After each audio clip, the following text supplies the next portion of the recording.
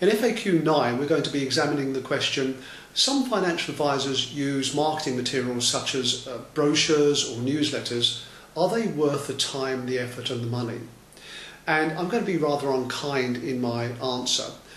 I'm going to say what we dread other professional advisors saying to us when we ask advice of them. And the point I'm going to make is this: well, it depends. And I can hear you groaning from here, but really it does depend. And let me explain why that is. The first couple of questions are, why do you think other advisors are using brochures and newsletters in their business, and why do you wish to use such material in yours? So let's examine that. Over the years I've had a look at a lot of brochures for financial advisors, and there's no question that many of them are very impressive. Their artwork is wonderful. The logo, the layout, the colours, pictures of the offices, the desks, the computer systems, the beautiful team. Very impressive indeed. They even include things like explanations of our wrap facility or why we use self-invested pensions within our services. And yes, it is true that a beautifully created brochure with well-written copy can have an enormous impact on how others perceive your substance and quality. But the problem I've observed with advisor brochures, many of them, indeed most of them, as with most advisor websites, is this. I've found that they're little more than pampering to the ego of the business owner. And that's really sad, because a superbly written brochure with copy that directs itself to the target market and the appropriate type of layout and artwork can have such a powerful impact on the perception of the reader. Now, if you think your brochure does its job brilliantly, if you think it attracts the right quality of clients to you consistently in the right numbers, then please send me a copy. I'd love to see it. I'd love to see how and why it works, because frankly this industry needs good models and examples to inspire others to do things correctly and effectively. But what I want to say is this: I want us to have a look at why a brochure could be effective. What does it contain? What is within it to make it incredibly effective in its role within your marketing material? What a superb brochure, an effective brochure, should do is, firstly, it should speak to a very specific target market. Now, I know I bang on about specific target markets within these FAQ marketing videos, but you know what? This is critical. This is lesson number one. The brochure needs to speak to that market. Secondly, the brochure should be able to articulate the problems and needs and yearning desires of that specific target market. Next, the brochure should clearly implant the perception into the minds and hearts of the reader that you want to implant. It should point out why you're so different, why your service and your business is different from the rest.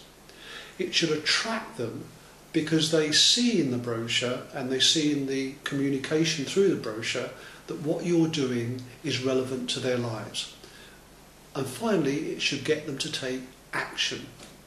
That's what a good brochure should do. One more word about brochures. If you're trying to get your brochure to achieve all of those things I've just listed for you, then the one suggestion I'd make, in fact more than that, the one strong recommendation I would make, is that you avoid trying to write the copy, the words within the brochure yourself. You see, copywriting is normally not the skill set of a superb financial advisor, and I'm assuming I'm talking to somebody who is a very good financial advisor. This is not your skill set, well, not yet anyway. So please try and avoid that and get a professional copywriter in to produce professional, attractive, moving, motivating copy.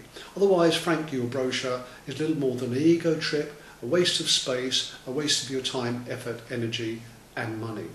Now, let's move on to newsletters. Newsletters is a really interesting subject, because the first question you need to ask yourself is this: what am I trying to achieve? What am I trying to accomplish with this newsletter? So here are some questions you must ask yourself if you're going to use newsletters effectively.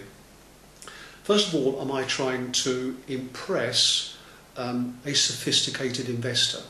Am I trying to impress a professional introducer? Am I trying to impress and get a target market to listen to me? Am I trying to educate? Or am I trying to entertain? What exactly is it this newsletter is trying to do?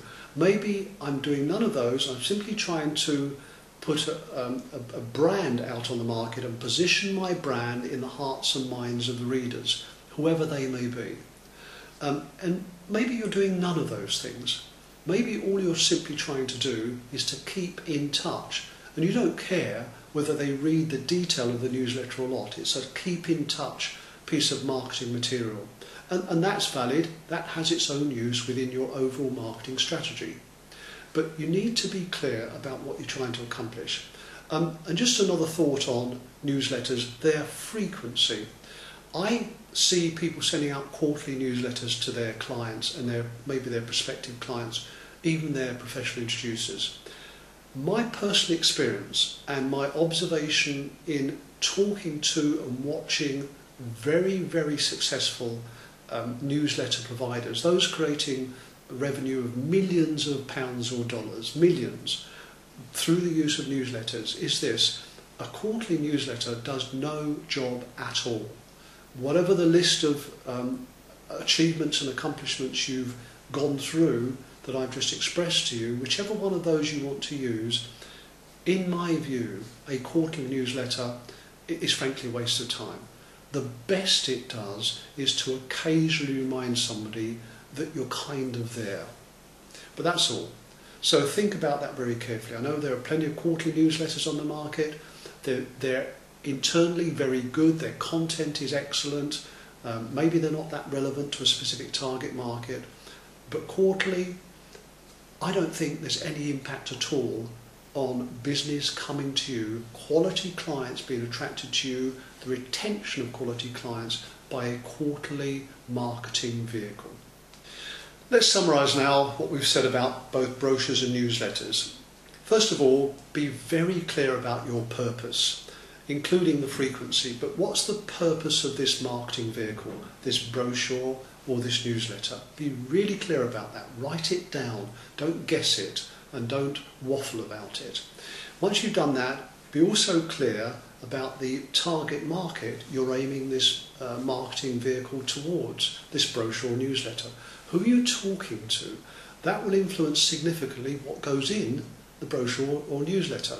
You cannot talk, for example, to a 35-year-old successful, fund manager or small business owner in the same way that you can talk to a 55-year-old about to exit their own business. Their lives are different, the messages you need sent to them are different, the tone of everything you communicate to them has to be so very different, otherwise they'll just ignore you and they'll just put everything in the bin. It'll be a pointless exercise. So purpose, target market, and what is it you're trying to communicate, how are you trying to influence and impress that target market. Get those things right and you'll have really an astonishing marketing vehicle that will have a deep influence on the minds and the hearts of clients, prospective clients, and those introducers and influencers that can bring people towards you through referrals and introductions.